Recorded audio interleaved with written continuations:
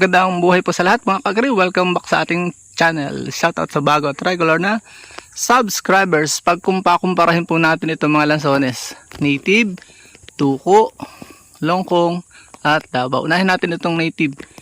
Ang native po ay nasisira ang production. Most pinakamatamis siya. Sunod siya sa longkong. Ito yung native natin. Napakadami niyang mamunga kung malaki ang puno. Pero pag nagkasakit siya, hindi na siya nabunga. Pag na bagyo siya, hindi na siya nabunga. Average sa kanyang price, nagsa 75, 50, 60, ganyan sa Manila. Dito sa amin, pinakamababa niyang price ay 25 pesos sa yun nga lang, sensitive siya pagka manapeste. Ganon din ang katangian niya sa iba't ibang uri ng lansones. Common nilang pest ay fruit fly. Naglalaglagan siya, pero yan, nakita nyo, buo siya. Yung production namin sa bundok, ang dami. Depende sa canopy. Pare-pare silang depende sa canopy. Ang production siya, dami ng sanga. At yung lawak ng Puntahan natin agad ang duko. Malapit lang kasi dito yung mga lansones. So, puntahan natin. Mas malaki po ang potential income sa native. Mas masarap ang lasa niya eh. Madali siyang pitasin. Pinipitas siya ng lahatan. Kumpara dito sa duko, kakaiba siya ng katangian. Selective picking siya. Hindi siya sabay-sabay nahihinog. Ayan o. Ang dami namang mamunga. Sobrang dami. Yung native po'y buo. Almost kamukha ng longkong ito. Madalang mabuo. Pero ang dami naman ng balaybay. Pagka kinawenta mo, ganyan din. Ano? Yan, nalalaglag na. Nahihinog na siya o. Magbablog tayo dito na magbablog. Ang dami. Nakakatuwang panoorin. Pinakamataas ang survival po sa kanilang lahat itong duko. Pagkasakit na ay nabawi at nabunga. Longkong ganon, nagkakatablahan sila. Yung Davao ay medyo mahina. Pag nagkasakit hindi na bumunga. Punta tayo sa isang mabunga. Ayan o, kita nyo, ang dami. Bagaman siya ay laglagin, tulad ng Davao, pinakamatibay kasi yung native at longkong, hindi ganon ka Hari-paras din lang naman sila ng peste fruit fly. May gamot namang nabibili po doon. Yung pang spray sa mga buti ng 1.5, bitin mo. Ang dami oh. Magbablog tayo dito ng madami. Ang ganda talaga. Ang presyo po nito ng duko ay mas mataas minsan. Depende na laro ang presyo niyan eh. Yung supply and demand Pero mas mataas yan ng konti. Siguro 50 pesos ang native, nasa 75 ito. Yung longkong naman po ay nasa nasa 150. Superior po ang duko ang longkong pagdating sa price. Yun ang kagandahan sa longkong. Hindi ito halos parang longkong din to, hindi halos nasisira unlike native. Yung native po ay nasisira ang production. At mas maganda ang canopy niya, tingnan niyo. Pakita ko sa inyo yung last. Yan tingnan niyo po mabuti. Mamatay na yan ay nagbigay pa ng bunga at mukhang makaka-survive. Yun ang kagalingan ng dami oh. Dami oh. Oh ayan, pag hindi ka naman in-love sa duko mamamatay na nagbibigay pa ng bunga. Ang dami niyan sa taas. Hanggang dun, ngayon lang siya bumigay ng todong-todo. So yun, puntahan natin ang longkong. Bigyan ko kayo ng idea sa duko. May isa pa ditong duko.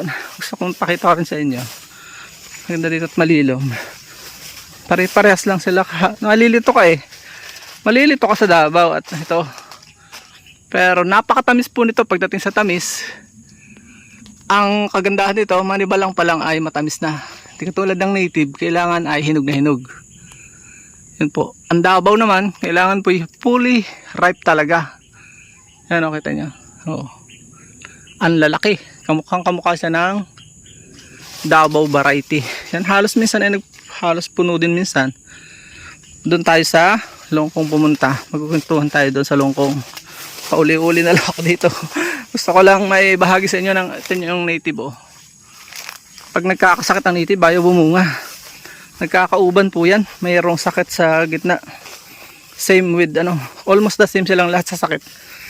Pare-pare silang nagkakapeste yung uban sa gitna. Parang borer pag naturok sa gitna, hindi na yung bubunga.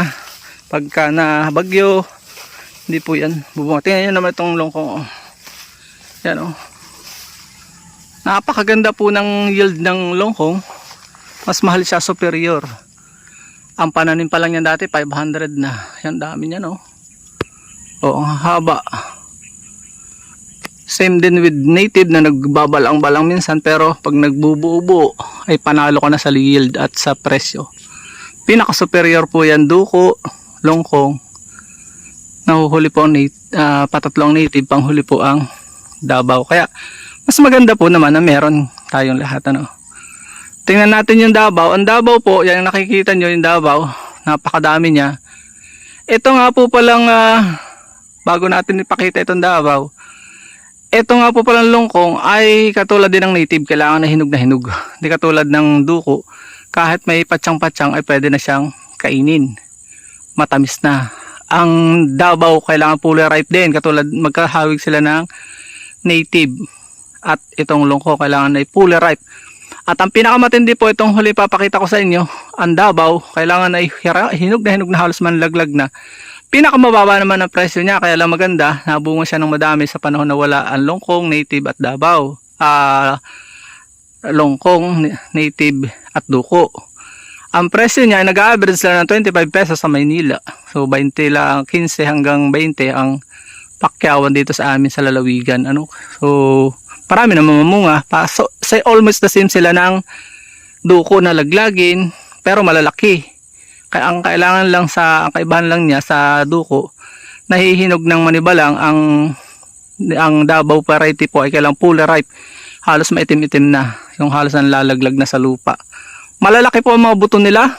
Same sa mas pinakamaraming buto ang Davao variety. Unlike ng longkong, ginto ang buto. Madalang ang makita mong buto sa longkong. Ang native, mabuto din. Mas madalang ang buto kaysa sa Davao. Itong longkong native ay magkahawig sa buto. Kunti lang. Ang Davao at saka ang duko ay magkahawig. Pero pinakamaraming buto ang Davao. Maasim pa siya. Kaya kailangan harvest mo siya ng full ripe.